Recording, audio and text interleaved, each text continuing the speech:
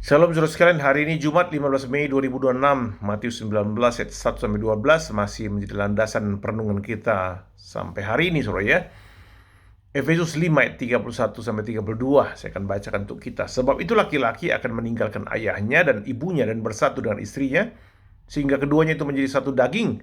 Rahasia ini benar, tetapi yang aku maksudkan ialah hubungan Kristus dan jemaat. Sesungguhnya apa yang mau digambarkan oleh Allah dengan memberkati pernikahan?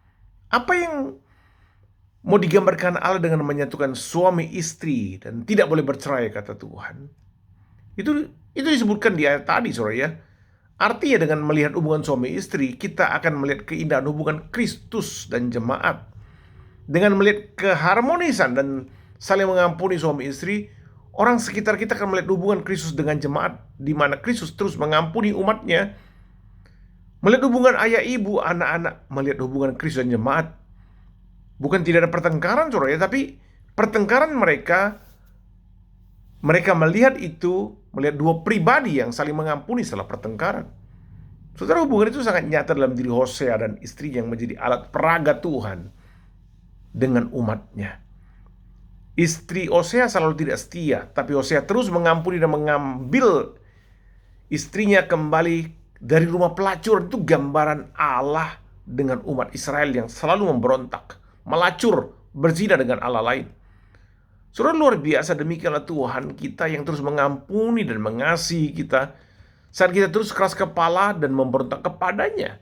Ruth Graham memberikan kalimat agung tentang suami istri bisa bertahan dalam pernikahan. Ini kata Ruth Graham, istri Billy Graham, saudara ya.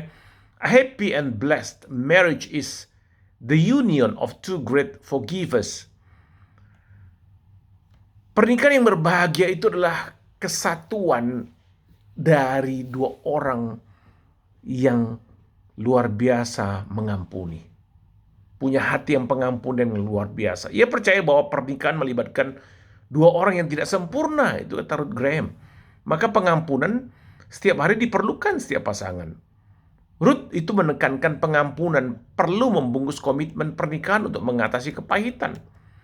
Efesus 5:25-26 yang tadi sambungannya dikatakan begini, hai suami, kasihlah istrimu sebagaimana Kristus telah mengasihi jemaat dan telah menyerahkan diri baginya untuk menguduskannya sesudah ia menyucikannya dengan memandikannya dengan air dan firman. Hai suami, kasihilah istrimu sebagaimana Kristus telah.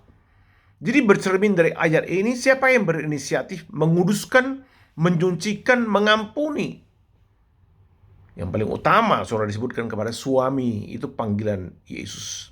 Hai suami, kasihlah istrimu seperti Kristus yang menguduskan, menyucikan, memandikan. Saudara, itu bukti kesatuan antara suami istri.